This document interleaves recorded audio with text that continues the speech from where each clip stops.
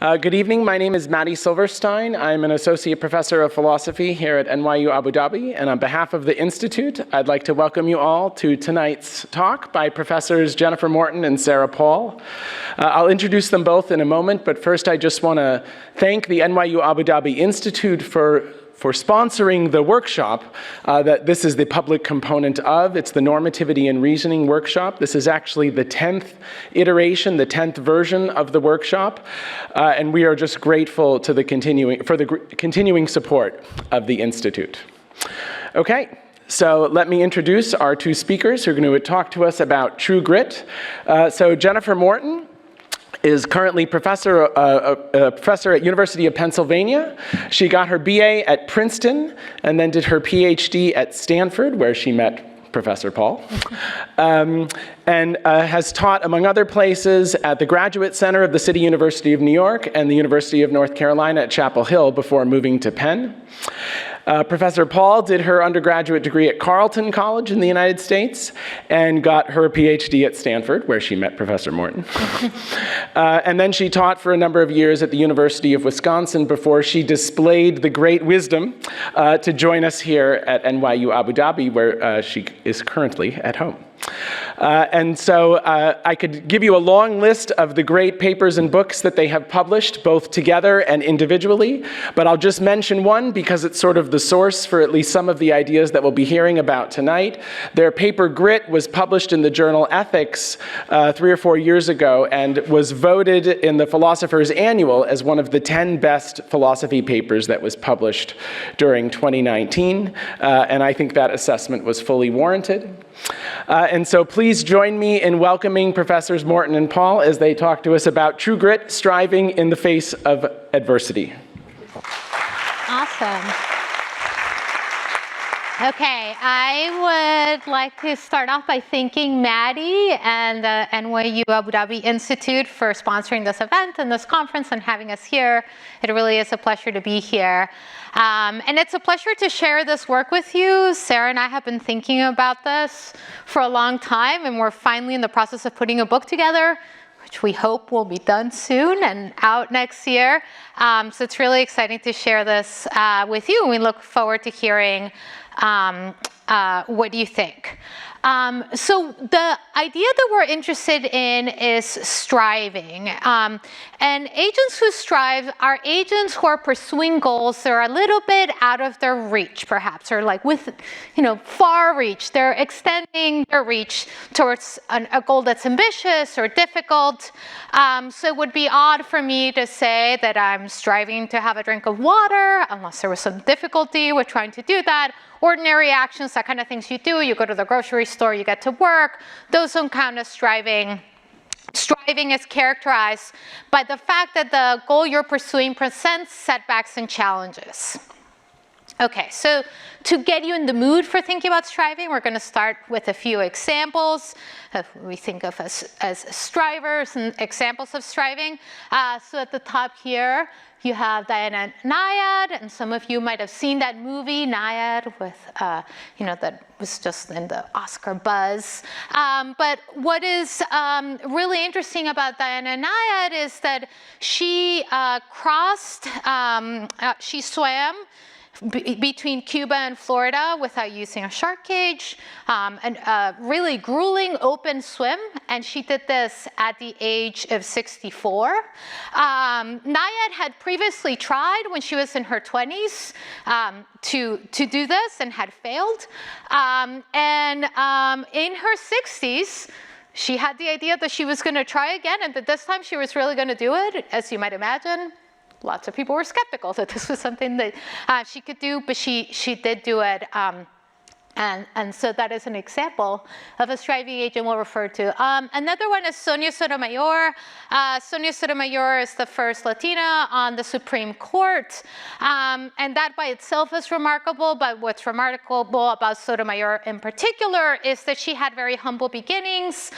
She's the daughter of Puerto Rican immigrants and grew up in the Bronx. Her dad died. Her mom raised her, and Sotomayor became the first person in her family to attend college. Princeton. She then went on to Yale Law and is now in the Supreme Court, a pretty stunning feat. definitely count her as a striver. Another example that we're gonna talk about is Tara Westover. Some of you might have read her best-selling book, Educated.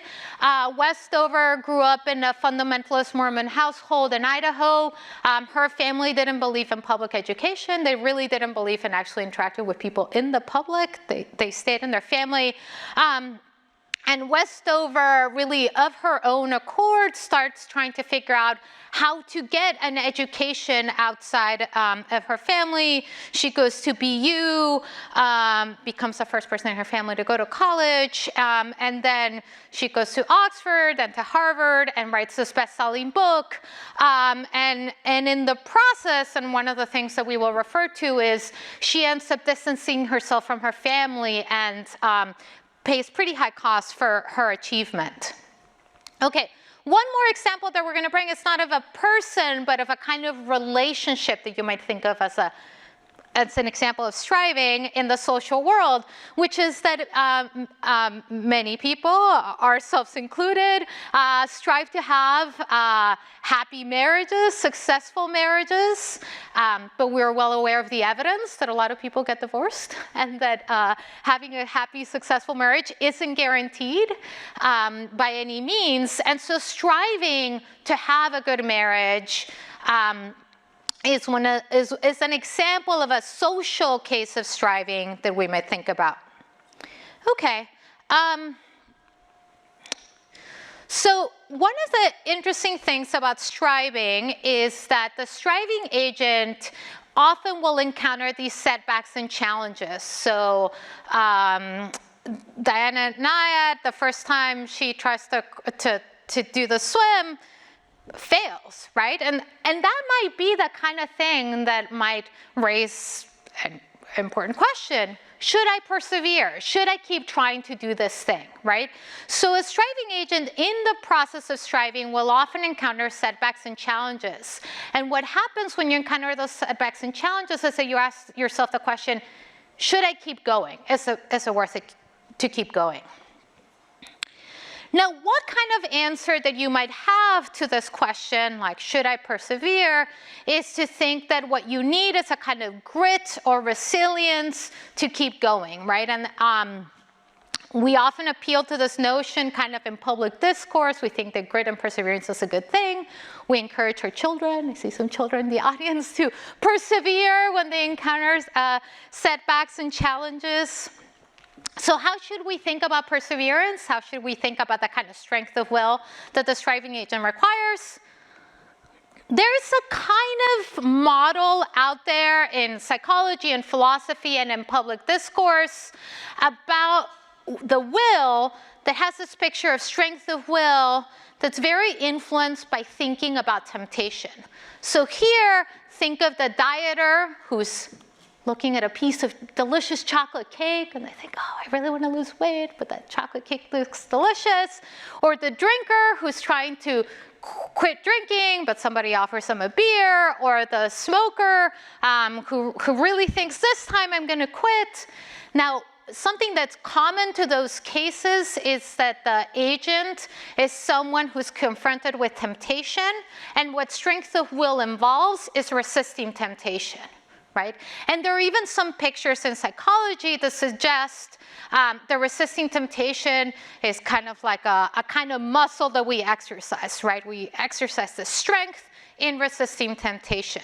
And so that might seem like an appealing picture in thinking about what is required to keep striving and persevering in these in cases of trying to achieve these difficult goals. So we think, you know, what Sonia Sotomayor needed or Diana NYUAD, what they succeeded at was this kind of strength of will, making it through temptation.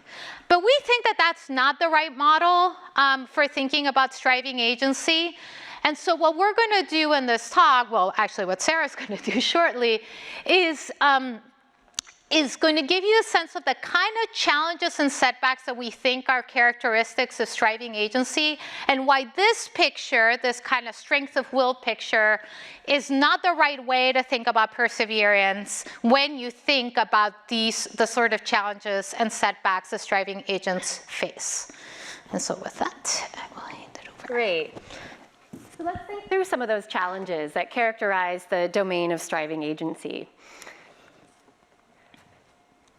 As Jen emphasized, the central question that faces the striving agent is, should I persevere? Should I keep going? Or should I give up and potentially pursue something else? Okay. And so we want to ask, why is it that people sometimes make a mistake in answering this question? Why is it that people might give up too soon or quit too late? Okay. And we think, as Jen said, that this isn't always best explained by the idea that the quitters give in to temptation and the people who succeed somehow have a strong will muscle that helps them overcome temptation. So the first challenge we'll refer to as the road not taken. And this is simply the idea that when you're pursuing a difficult goal, you generally are deciding among various different options what to go in for, or who to go in for in the case of marriage. And often there are good alternatives available to you. Not always, but in many cases there are other things you could be doing. So instead of trying to swim 100 miles between Cuba and Florida, there are other good things that Diana NYUAD could have been pursuing. Or we can imagine Tara, who made the decision to leave her Mormon community and pursue higher education far away, really agonized about the decision about whether to stay or whether to go.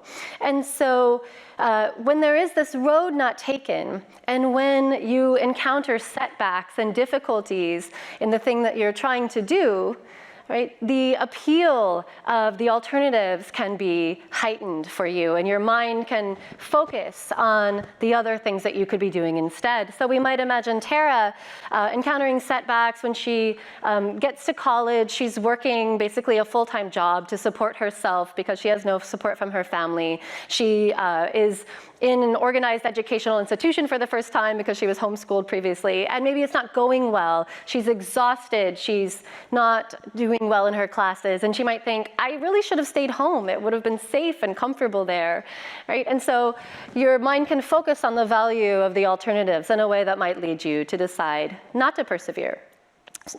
Secondly, we might focus not on the value of the alternatives relative to what we're trying to do, but on the feasibility of the pursuit. So often when we adopt these goals, part of what's kind of characteristic of them is that we're very uncertain, especially at the beginning, about whether we'll be able to do the thing. We think it's possible. I might be able to swim 100 miles or become, a high-powered lawyer in New York, as Sonia Sotomayor did. But you don't know whether you have the ability and whether you'll be given the opportunity to succeed.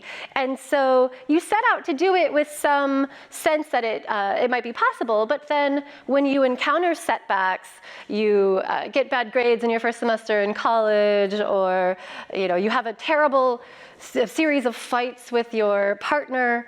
All right, these things are not only demoralizing and difficult to get through emotionally, but you might also see them as evidence that this is not going to work out. No matter how hard I try, no matter how long I persevere, I cannot make this relationship work, or college is not for me, or I won't be able to swim 100 miles at the age of 64. And so the second problem is essentially that these setbacks not only turn your mind to the value of the alternatives, but partly by way of making you think this isn't going to work, and so I need to quit and switch to something else. The third threat that we want to highlight is related to the second in the sense that it involves a certain kind of evidence that you may have or not have. But the evidence in question here is not about yourself and your own individual abilities, because you might not have very much evidence about that, especially at the outset. You just don't know if you can do it. But one way you might try to get a sense of whether it even makes sense to, say, strive for a seat on the US Supreme Court, or leave your community and pursue some other career, you might look around for examples of other people in your community, perhaps, who have tried to do similar things and succeeded. Or you might look for narratives out there that tell you this is the kind of thing that you can do, and it can give you some confidence that this makes sense to go in for, right?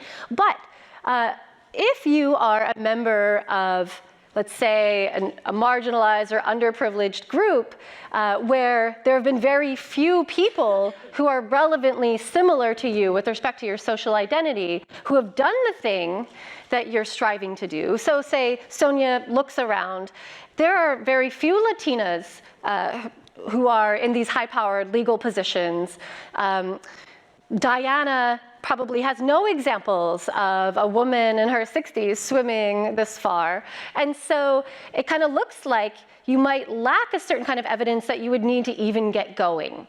And that's what we're going to call a pessimism trap, that it looks really unreasonable for you to even strive for these difficult goals because you don't have examples of people like you who have done it before. And yet, that can be very regrettable if nobody, in this kind of group ever tries to do this kind of thing, then we'll never have any such evidence. Okay, and so that's a pessimism trap. All three of the threats I just mentioned are threats to our ability to persevere and things that might incline us to give up or quit. So you might take away the impression that the real problem is just how do you get yourself to get going and keep going. But the other side of the coin is that we're not just vulnerable to giving up prematurely, we're actually, in many contexts, vulnerable to giving up way too late. And this is a phenomenon that we'll call commitment escalation or over-efforting. Basically, in a lot of contexts, people refuse to pay attention to the very clear evidence that the thing they're trying to do isn't working, and just double down and throw good money after bad, or otherwise just invest more and more in a failing endeavor, and become even more committed to it precisely in response to the evidence that it's not going well. And here the classic examples are often with respect to governments and businesses. So we think of governments getting involved in military actions and then just can't seem to get out of them, or businesses that launch a failing product and can't give up on them. But we can also think about personal relationships. Maybe we all know people who just stick it out way too long in a relationship that isn't working. Or you buy a house and you're intending to renovate it and it becomes a money pit and you can't let go. And so the basic point is the threat here to a striving agent is not only that you, for various reasons, might give up too soon, but by undertaking a difficult goal and becoming committed to it, you also become vulnerable to becoming entrapped in a kind of escalating commitment. So these are 4 reasons why we might answer the question of whether to persevere in various ways. And what's notable about them is that these are all good reasons to think about. So you should be thinking about the value of what you're trying to do relevant to the alternatives. You should be thinking about the feasibility and whether you're likely to succeed if you continue to try. And you should be looking for evidence that will help you make a good choice. So it's not that people here are paying attention to irrational things, but we think there are systematic reasons why, because of human psychology and sort of our emotional proclivities, we might be overly sensitive to these considerations or too insensitive to them and make the wrong choice for that reason. And so the thing we really want to highlight is that none of these threats seems like an instance of giving in to the temptation to do something easy or pleasant instead of swimming 100 miles or instead of leaving your home and going to college. There's something else going on here. And if we want to characterize strength of will in this context, we're going to need a much more nuanced picture.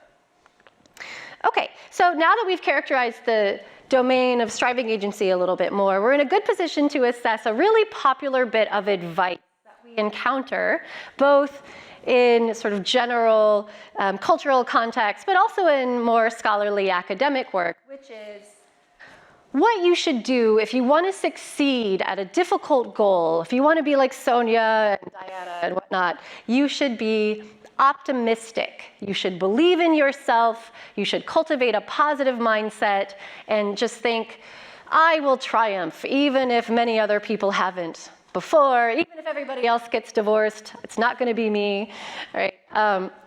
You should believe that the future will work out for you. And the mic is cutting out. Oh, okay. Sorry. Yeah, is this, okay. Hello.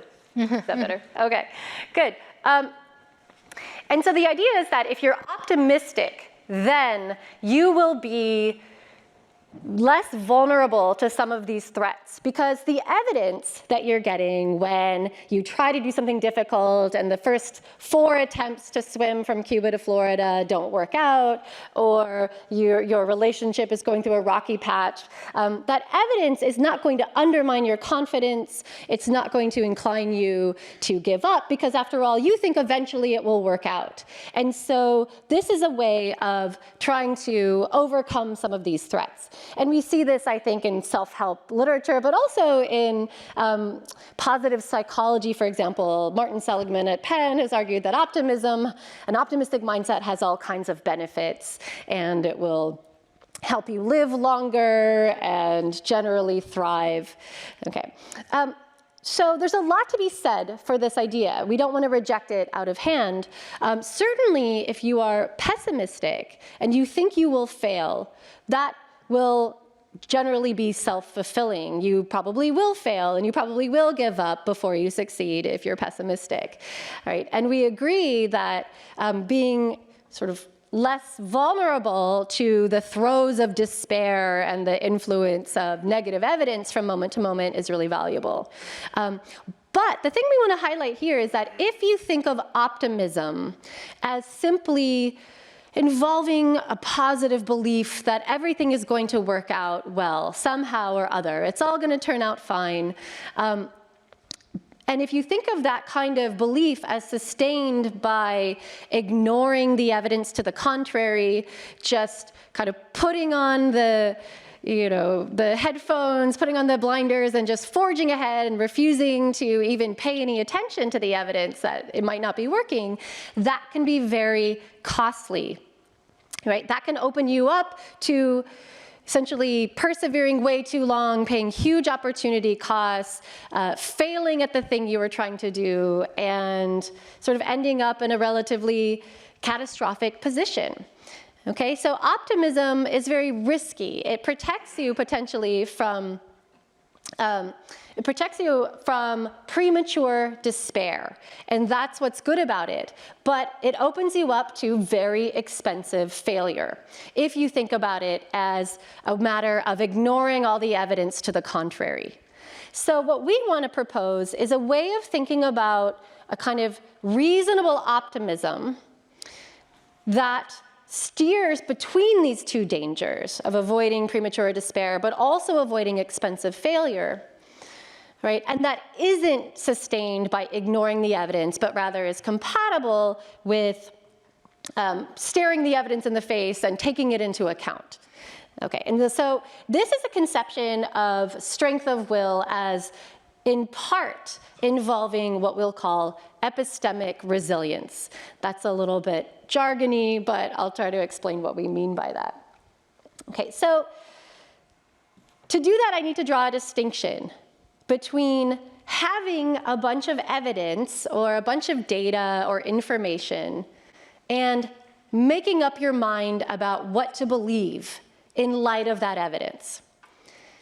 Okay, and we want to say that these are not sort of automatic. They're not the same thing. So, think about a science lab where part of what you do is you gather a bunch of data, and as your experiments are run, you get the results, and you're looking at the data and you're trying to understand what it means, and you're really scrutinizing it, but maybe you haven't yet made up, well, a lab doesn't have a mind, but maybe you haven't yet concluded anything from the data because you're still waiting to get a sufficient amount of evidence before you consider it to be conclusive and you're ready to draw the implications of the data. And so we think that's something that goes on all the time, even outside of that scientific context. You can have a bunch of information and think about what it means, what kind of significance it has as evidence, and not yet be ready to change your mind in light of it or draw any kind of conclusion. And so, if that's right, then one way to think about preserving a kind of optimism in the face of setbacks and obstacles and rejections and injuries and all the negative things that can happen when you're striving in the face of adversity. We can think of it as a kind of resilience where you're getting the evidence and you're seeing it as evidence, and you're thinking about its significance, but you're slower to change your mind in light of that evidence. You're slower to lose confidence and despair about your prospects compared to perhaps somebody else who's not you, who's not trying to do the difficult thing, who might be ready to make up their mind more quickly, right? So we can think of the striving agent who's exhibiting a kind of reasonable optimism as thinking about the evidence, not ignoring it, but just being much slower and much more resilient in the face of the evidence. And therefore, they're going to be able to hang on to their initial relatively optimistic assessment that I can do this maybe, I'm hopeful, I can pull this off. And they're not going to let the setbacks immediately send them into the depths of despair. But they are paying attention, and so they are eventually in a position to despair and to give up if that's what the evidence calls for. Now, here's a question. Is that kind of resilience in the face of evidence necessarily irrational? Like, do we have to think of the resilient agent as sort of being irrationally slow to update in light of the evidence and to change their mind and think, this is never going to work out? Does it have to involve a kind of unreasonableness? We want to say that the answer is no, that it can be perfectly reasonable to be slower and more resistant to changing your mind in light of the negative evidence than other people might be. And that's because the evidence in question might not sort of determine exactly how everybody should think about the question of whether this is going to work out. This is what we'll call the underdetermination of evidence. The basic idea here is that, sometimes the evidence you have about a question is perfectly clear and indisputable and decisive. Like, if the question is, are you here right now in a big auditorium listening to a talk, absent some weird skeptical hypothesis in a philosophy class, yes, you are. All the evidence you have very clearly suggests that you are, and there's no room for disagreement about that. But in a lot of other cases, the evidence might not be so conclusive, such that there is room for reasonable people to disagree about what you should believe in light of it. You can think about maybe a jury in a criminal case who's heard all the evidence for and against from the prosecution and the defense, and now they're trying to adjudicate, what verdict to come to in light of that evidence. And it might be that people on that jury disagree about what to conclude from the evidence, and they're all reasonable in their differing conclusions because the evidence permits of different interpretations, or some people think it's sufficient to go ahead and say guilty, but the other people think it's not yet sufficient to draw that conclusion. Or, look at the picture on the slide. We have, let's say, one person who's ahead in the race and the others are behind.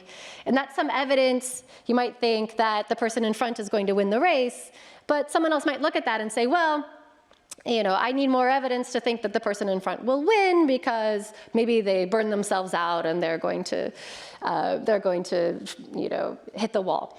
And so the basic idea here is that, especially in striving contexts where we're thinking about what will happen in the future, it's notoriously difficult to predict that, and where the evidence is often it's not clear which way it points. We think there's going to be room for reasonable disagreement, and thus that the striving agent who ends up being relatively optimistic in the face of the evidence because they kind of think, well, I'm just on the end of the spectrum that just thinks we need more evidence before we draw any kind of conclusion here. I still think that I can make it. Maybe other people don't think so, but, and they can be perfectly reasonable to think that.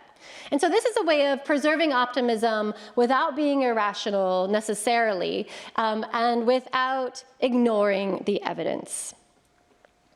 Okay, now I'm going to turn it back over to Ed. Yeah, thanks. I need this? Yeah. Okay, great.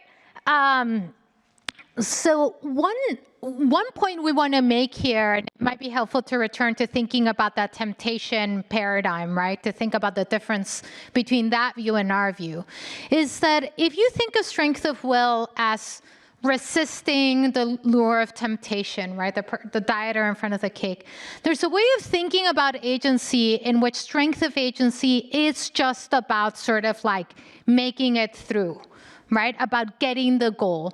But what emerges from thinking about, in thinking about striving agency in our picture, is that striving is also about inquiry, about asking yourselves questions, about being sensitive to evidence.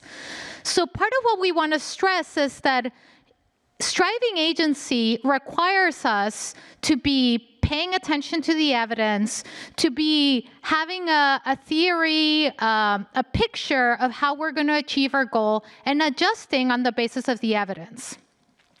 However, as Sarah argued, and we have argued in published work, if you're too quick to adjust to the evidence, right? If you're the kind of agent where any little setback or failure throws you off course, if you immediately quit, then you're going to end up in the premature despair side of the equation, and that is something that you want to avoid.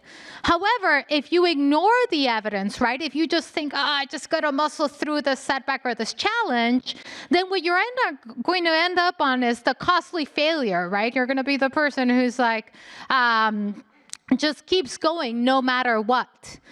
And so what we want to argue is that being attentive to evidence, inquiring and asking yourself, okay, am I going to succeed, is an important part of being a striving agent. And it is a way of being a successful striving agent, and not one that despairs. Okay. Now here we're going to introduce another notion that we call this idea of interpretive frameworks. And you might think, okay, so you're giving me this picture in which I have some idea of how I'm going to achieve this goal, whether it's swimming 100 miles or becoming a successful lawyer, et cetera, et cetera. And I might have some view of the evidence that's more optimistic or more pessimistic, or there are other kinds of interpretations you might give of the evidence. And this might be something that you just have as a matter of default. This is the way that you think about the world. So I will share that I tend to be a very pessimistic person. So I am the kind of person where any little setback or challenge, I'm like, oh, this is not going to work, right? I tend to be that way. So my kind of default interpretive framework for the evidence is to be a little bit too negative. But if you think of striving agency just from this individual perspective, it might seem like, oh, so how are you going to get yourself to be more optimistic, right? It might seem like I'm kind of doomed. Thankfully, we have other people. And so you see this in the picture. We can talk to others and we can get others' perspectives. So if you take on board the picture that we're putting forward, there's this important role that mentors, teachers, friends, parents, family can play in helping us to think about the evidence in front of us, right? And so I made the wise decision to marry an optimist. And that's really helpful to me because as I look at evidence and I'll like, I'm trying really hard to get a journal published and I'll get a rejection. I'm like, this paper is never going to get published. I should just quit philosophy. My wonderful spouse is someone who will point out, there's all this other evidence you seem to be ignoring, right? He'll say, like, this bit of evidence, I know you know it's there, but you're not really paying enough attention to it. He'll help me give a different interpretation or like see a different interpretation of the evidence than I had. So there's an important role here for interpretation to play and for other people to play in helping us think about the evidence in front of us. And this on our picture shows us that striving is not just about you as an individual, usually, pursuing the goal and thinking, will I succeed? There is an important social dimension and an important dimension that people in your community, friends, family, and so on can play in helping us calibrate. And this works in both ways. So it can work with the pessimist who needs to be a little bit more optimistic, but as some of you might know in the audience who have been teachers or mentors, it can also be the kind of thing that you do in making someone that's being overly optimistic a little bit more realistic, right? So I imagine some of us have played that role. You have a student and they think, this paper is amazing. Like, I just wrote an amazing paper. And you're like, well, okay, let's think through this a little bit. And like, you might point to some places in which the paper could be improved or some things that they might do. So you can calibrate your sense of how things are going, of how well you're doing, by talking to others and getting their sense of what the evidence looks like to them. And that's an important role that the social dimension of striving plays. Okay. So to think about this question of interpretation, it might be helpful here to think about a specific case. So this is a book by Jay McLeod called Ain't No Making It. Some of you might have read it. It's a very popular sociology textbook. What's interesting is that Jay McLeod wrote this when he was an undergraduate at Harvard. This is his undergraduate thesis, and then became a kind of bestseller, and there's many editions of it. But what Jacob McLeod did is he was volunteering at a housing project, and he started doing an ethnography of that housing project that had been recently racially integrated. So most of the people in the housing project were low income. There were people from different racial backgrounds. And what Jay McLeod notices is that there's these two groups of young men that live in the housing project. One of the groups he calls the hallway hangers, and they're largely white young men that are kind of, as the name suggests, hanging out a lot, hanging out in the hallway. And they're the kind of kids that are like not going to school, they're involved in drugs, they're a petty crime, and so on. And then there's this other group that he calls, I'm sorry, I'm gonna actually grab my hand out here because I do not want to mess it up, the brothers. And this other group is mostly black, low-income kids. They don't drink or do drugs. They go to school, they play sports, and they have these higher aspirations. And what strikes McLeod is that these two groups of young men are living under very similar conditions. They're all from low-income families. They come from a very similar background. They're different racially, and in Q&A, if you want to ask me more about that, I can say more about that. But what strikes McLeod is that they can be in such similar socioeconomic conditions, and then they come to very different interpretations of their situation. So he says, the hallway hangers see a ladder with no rungs on it, or at least none they can reach. They believe that the educational system cannot deliver on its promise of upward social mobility for those who perform well in school. And he contrasts this view of the aspirations of the hallway hangers from that of the brothers, who are achievement-oriented, prize accomplishments in school and obedience to the law, and measure success as does the rest of society. The ethos of their group encourages high aspirations and reinforces behavior that contributes to the realization of their goals. And if you read this ethnography, what's really interesting is that the hallway hangers have this view of their future, of what's possible for them, and they reinforce it with each other. They will talk to each other and kind of reinforce their view of what's possible, of what the future holds. And the same thing with the brothers, right? So there's these two social groups.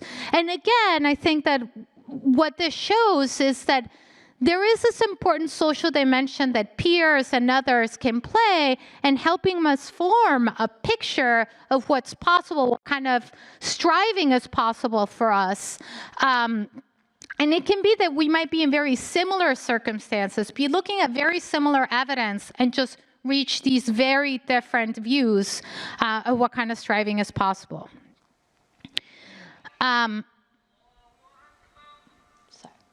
Okay, so one of the points, and I think here we're almost at a close, that we want to make is that there's a lot of talk in our society about cultivating grit. So you hear about this in the context of schools, in the context of just you go to the business aisle of any bookstore, and grit is my colleague Duckworth is quite famous for talking about grit and the importance of grit.